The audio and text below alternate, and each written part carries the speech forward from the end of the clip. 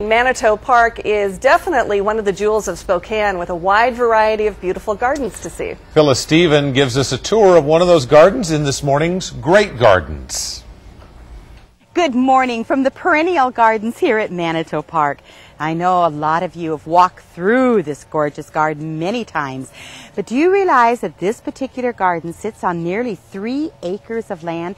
The illusion, though, is given of a small garden because of all the hills and dales in this particular garden, but it is a very large perennial garden. If you're new to the gardening world and you go, what's a perennial and what's an annual? Annual we plant in the spring, dig it up in the fall, and throw it in the compost. A perennial we can plant any time of the year, and then once it's planted, it comes back year after year. It just keeps getting bigger. Now you think, okay, you can plant an annual or plant a perennial in your garden, and you don't have to do anything with it.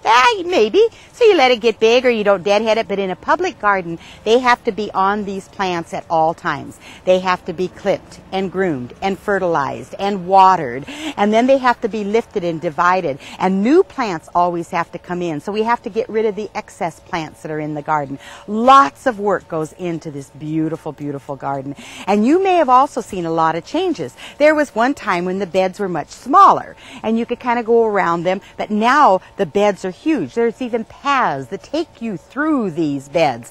And as you walk through, you're going to find that they're all tagged and named thanks to the Friends of Manito with the botanical name and the common name. So you bring along a pad and pencil and you write down all the flowers that you want to add to your garden, keeping in mind that a perennial garden changes all the time. In the spring we have the bulbs, and the spring plants are usually a little bit smaller. Then when the summertime comes, we get taller plants and a little more color, and fall we get taller plants and medium plants, again with more color. So it is constantly changing, even in the foliage and the textures. Remember too, with perennials, their flowers a lot of times are fleeting. So it is the texture and it is the color of the foliage that are most important in this particular garden.